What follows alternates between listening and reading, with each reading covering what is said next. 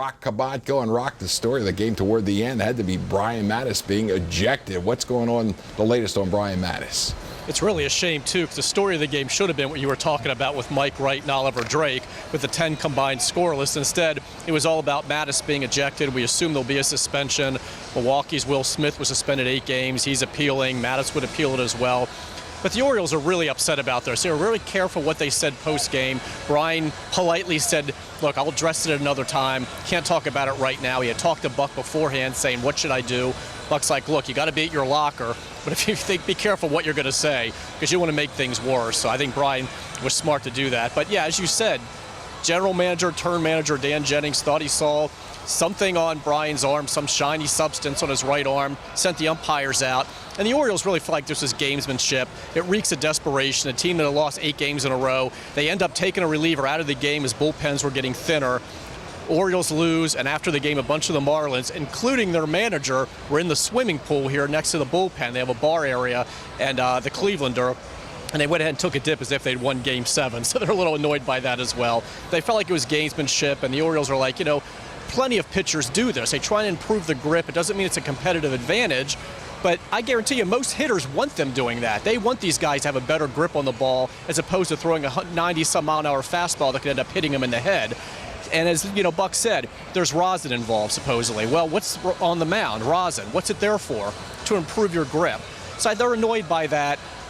You know, and Buck will go on and on about how the baseball's here. In Japan, they've got that tacky substance they come with, that tacky feel. They're perfectly white. They don't need to be rubbed down, whereas here we're still using the same mud, and they become slick. They need to improve the grip on the baseball anyway. Until Major League Baseball does that, you're going to have pitchers who are trying to come up with something else just to improve the grip. So, needless to say, the Orioles are pretty upset about this for a variety of reasons. And, Roch, what was Buck most unhappy about after the game?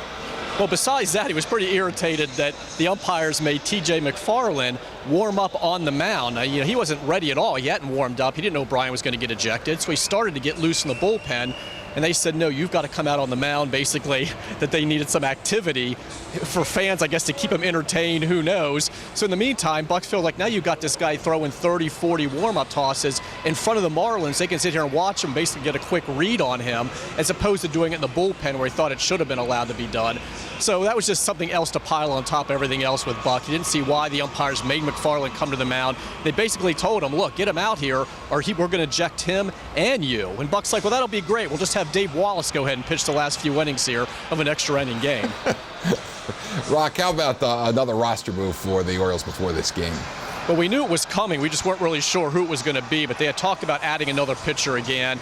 All of a sudden, we're in the clubhouse this morning, and there's Chaz Rose sitting on one of the couches, who I would only recognize because I saw him in spring training. Otherwise, wouldn't really know Chaz Rowe. But he's been brought up here, contract selected. Wesley Wright moved to the 60-day DL to create room on the 40-man, and McFarland got sent down. And we thought Drake would be a pretty strong candidate after throwing 3 innings, but Buck and Drake both feel like he'll be ready again to pitch tomorrow. They want McFarland to go down, go back in the rotation and get stretched out, and he is a candidate to come back up. They've got that doubleheader Thursday at Camden Yards. You can add a 26th guy. We assume Matusz will still be on the roster at that point. So McFarland could come right back up. There's no 15-day wait. But here's something else. Bud Norris was supposed to pitch Wednesday at Bowie. He's now in play to go ahead maybe and make one of those starts on Thursday. As Buck says, there are a lot of moving parts right now. But in the meantime, we know Rowe is here, was pitching really well at Norfolk, and McFarland goes down to the Tides.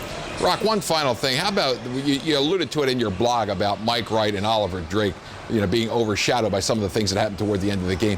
How impressed are you with what you've seen from some of these young pitchers for the Orioles this past week?